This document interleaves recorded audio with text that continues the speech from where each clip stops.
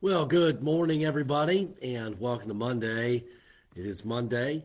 It is April the 28th, and it's great to join you on this beautiful day. It's starting out a little bit chilly here in northern Michigan, but it is looking like it might get potentially to over 70 degrees today, and that's pretty exciting. And we'll take that as often as we can.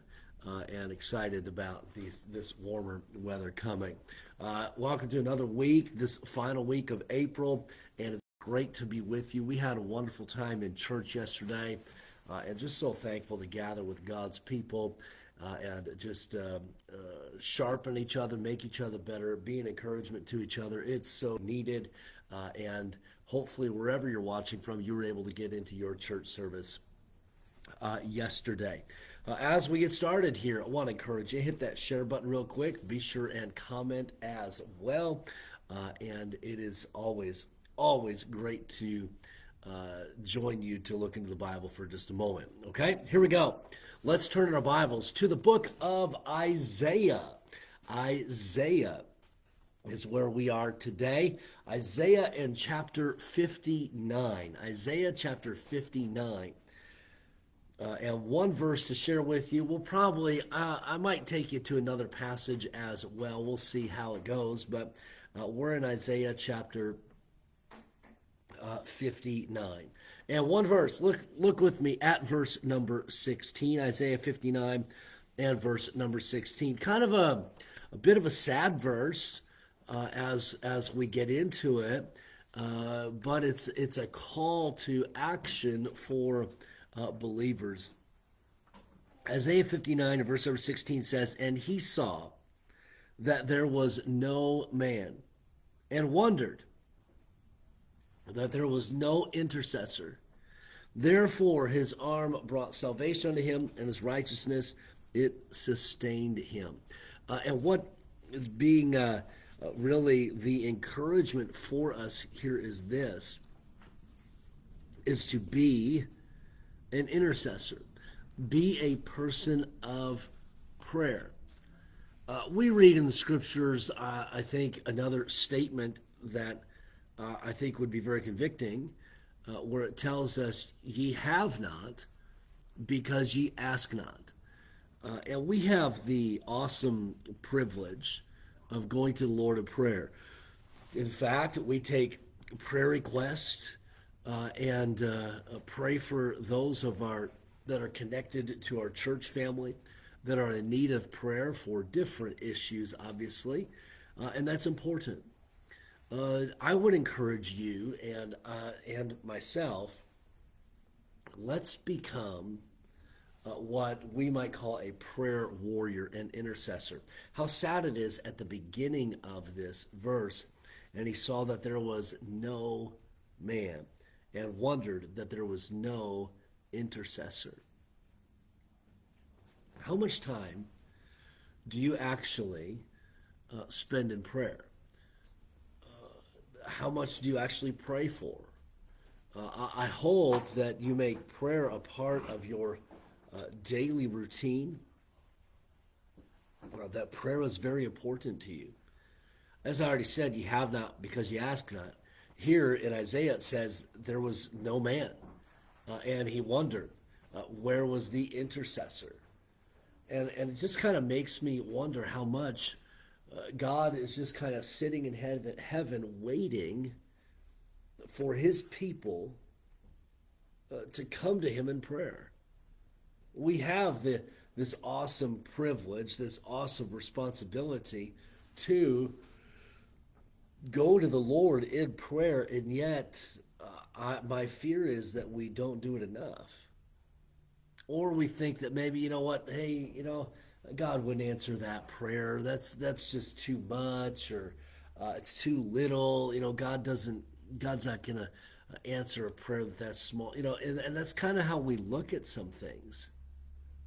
And so we don't use that avenue of prayer. We don't go to the Lord in prayer when we ought to. And the Bible tells us, as you consider this, hey, let's step up. Let's be an intercessor.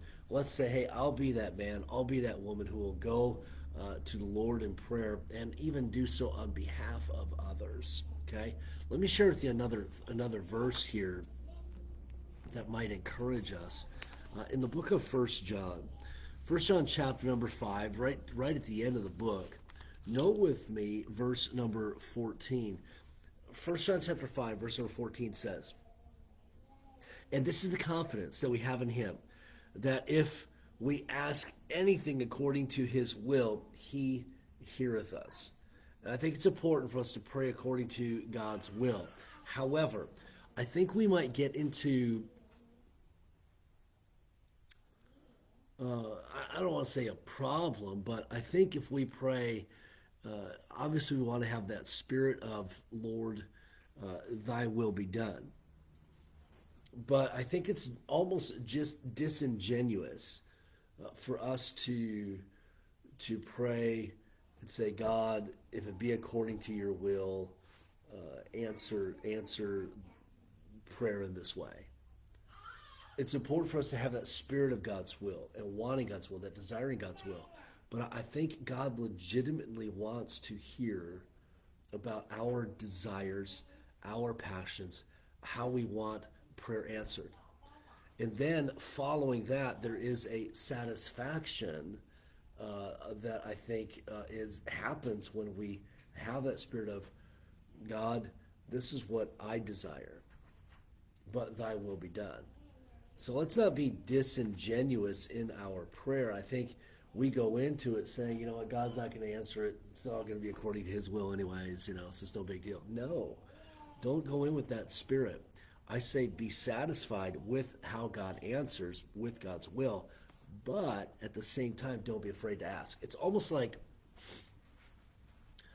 my kids sometimes will come up and they'll say, hey, Dad, can I play the PlayStation? Can I play the Switch? And I'll tell them yes or no, whether or not they can play it. And the response, sometimes if it's a yes, there's oftentimes and most times there's excitement and jubilation because they get to go play their game. Other times when I say no, there's disappointment. And so there's not a satisfaction with the answer sometimes. Dad, can I play the game? And if I say no, oh man. But if they say, Dad, can I play the game? And say no, and they're like, all right, Dad, well, I just wanted to ask, just wanted to see. And no harm in asking. Dad, you know what's best. And Dad, I know that you've got something else planned, and I know there's other things. And so, Dad, I'm satisfied with your answer. That would be a proper response to asking permission. Now, on the other end of that as well, there have been other times where there's been awkward moments to where I know what my kids want to do. I know they want to ask me to play a video game, but they're afraid to ask for whatever reason. And so there's this awkward moment where we're standing there and I know what's coming and I'm just waiting for it, but it doesn't get asked. And so they have not because they ask not. And sometimes I think we're just like that with the Lord. Sometimes we have that spirit of, oh man, I just don't know if I should talk to God about that. It's too trivial. It's not convenient. All that kind of stuff, and we have not because we ask not. And so, first of all, man, got to step up, be that intercessor by going to the Lord in prayer. Be that man, that woman that'll do that. Don't be afraid to go to the Lord in prayer. And then, secondly, hey, be content in God's will. We might not get that answered prayer the way that we want it, but we've got to know and trust that God knows what's best for us. Let's be satisfied with his will. Look at that again, 1 John 5:14, and this is the confidence that we have in him, that if we ask anything according to his will, he heareth us. And if we know that he hear us, whatsoever we ask, we know that we have the petitions that we desired of him. And so let's become that intercessor. Let's fill fill in that gap and let's talk to the Lord. Okay? That's our verse for the day, Isaiah 59 and verse number 16. Isaiah 59 and verse number 16, and really just our meditation thought on this verse is let's be a people of prayer. Let's commit to prayer. All right? Let's get a greeting here. Somebody's come by to say hi to everybody. And what? I don't know what's going on. I don't know.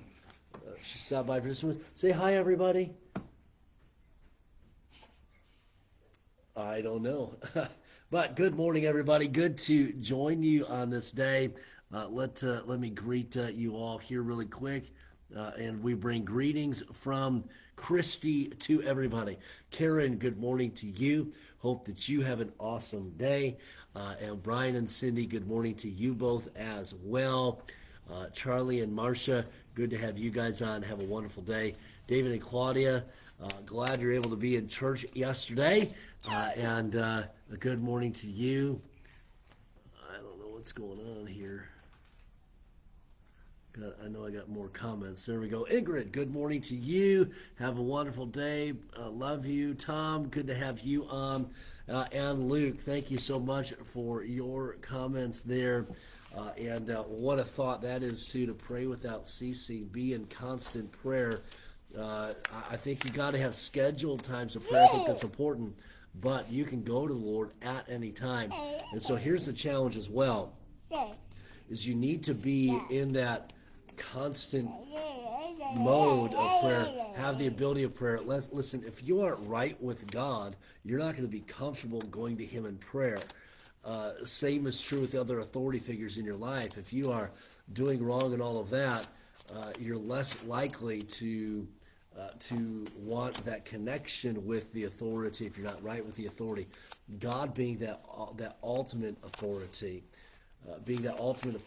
and so be right with Him so that you can maintain those communication lines with Him.